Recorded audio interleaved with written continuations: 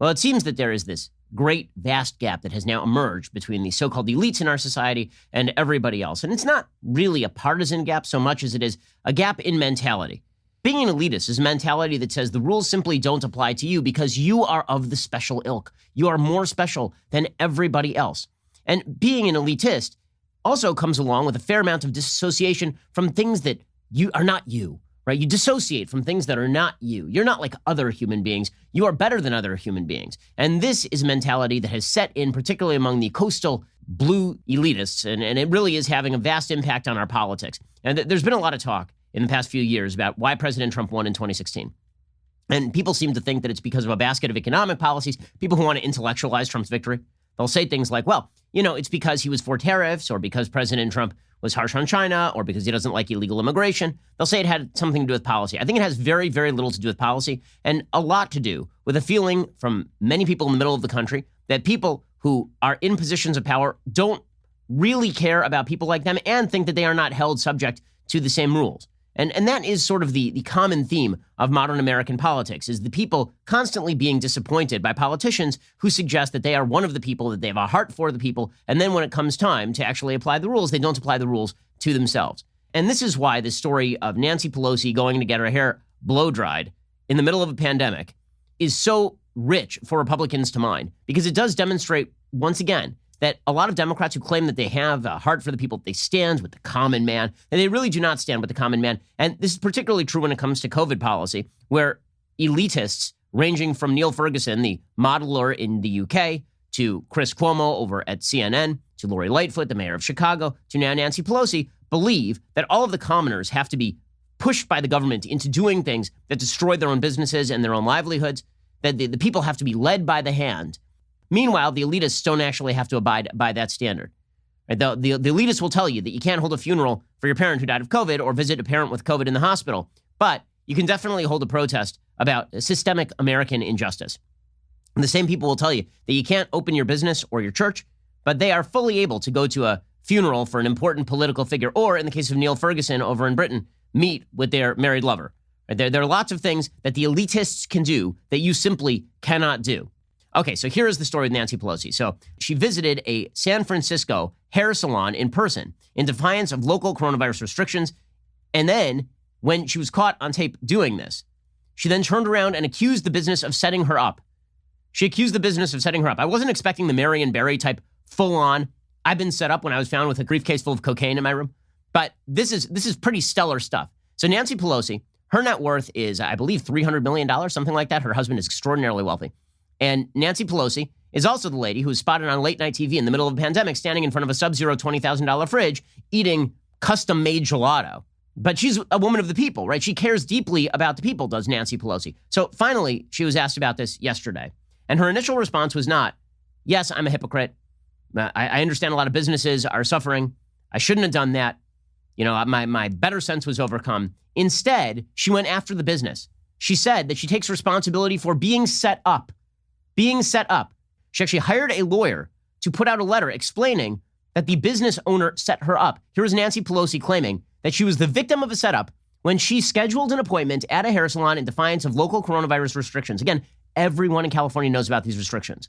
The notion that Nancy Pelosi is ignorant of the restrictions is patently crazy. I mean, really, really nuts.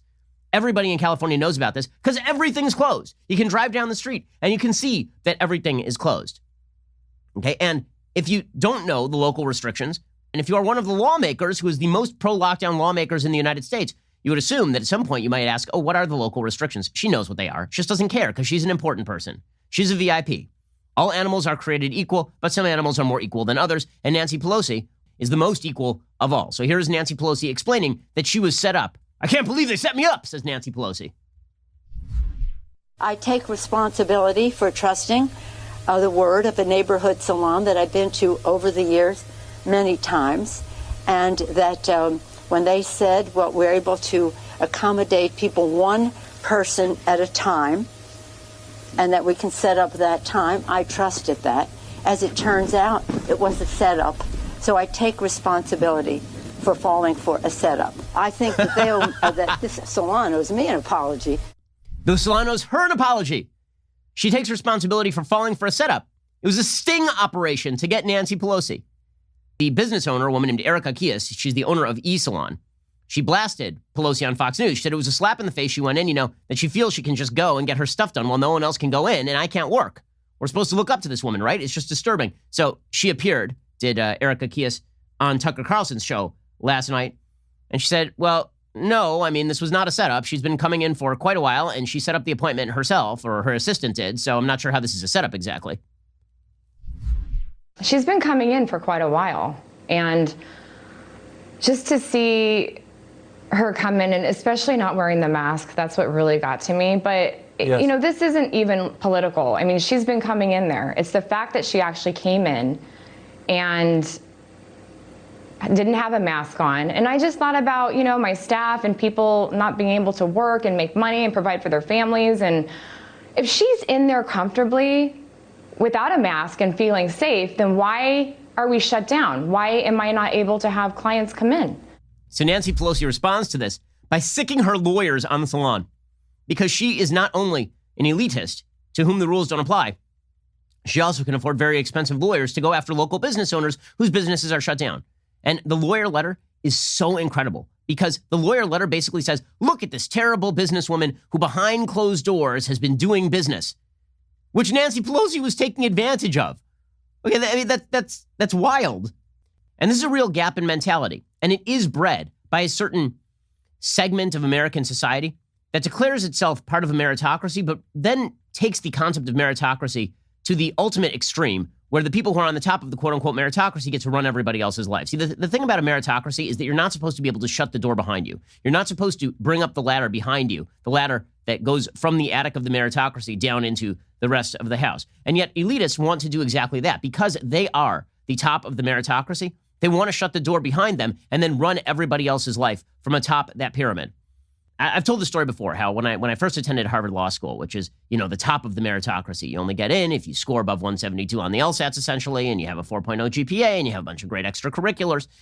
And the very first day that I'm at Harvard Law School, we sit down for orientation in this beautiful ballroom, looks like something out of Harry Potter, and Elena Kagan, who is then the dean of Harvard Law School, now, of course, on the Supreme Court, she gets up and she says the competition is over.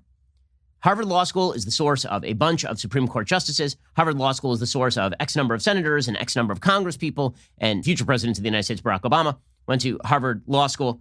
Harvard Law School is the center of power. And the competition is now over. It doesn't matter how you do in this school, because your opportunities are limitless in the future. You are the rulers of the universe. I believe that was the exact phrase she used. You're the rulers of the universe. Even if you don't believe it, you are. Well, that sort of Marie Antoinette feeling, that belief that because you are at the top of the heap, you get to run things for everybody else, that is deeply off-putting to most Americans. And that's why Nancy Pelosi, what she did here, I understand that it's not a world-breaking story, but it is indicative of a mentality that is cursing American politics and has led to tremendous splits in American life. And it does have a connection to the structure of American government. See, it's not as though ambitious politicians haven't always wanted to control people's lives. They always have. The founders recognized this. This is exactly why they set up a system of checks and balances that devolved most power to the local level. The idea was that the most ambitious, ambition would check ambition, in the words of the Federalist Papers. That checks and balances would prevent people who were ambitious from running your life. That government would, by its very grind, prevent people at the top from running your life. But what we have seen increasingly is a demand by the American people, simultaneously, that the elitists not run their life, but also that the elitists give them everything they could possibly want. And these two, I would say, gut-level reactions cannot coexist logically. They cannot operate morally. And so what you get is people electing elitists to run their life and then objecting when the elitists run their life.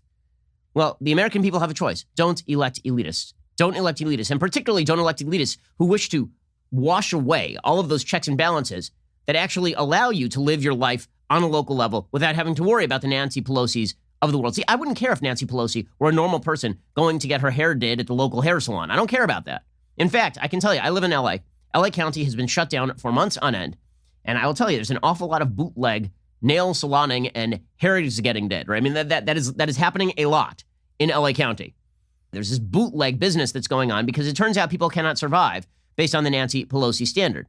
So if it were just somebody going to get their hair done, I wouldn't really care. But if we're talking about people setting standards and cheering standards and yelling at people about their inability to follow those standards and then applying a different standard to themselves, that's a very, very different story. And that's why the Nancy Pelosi story matters, because it is indicative of a broader trend in American public life. Elitists running your life, getting rid of all obstacles to running your life, believing that if they have any sort of majority power, they can cram down their agenda on everybody else, but then not applying the rules to themselves.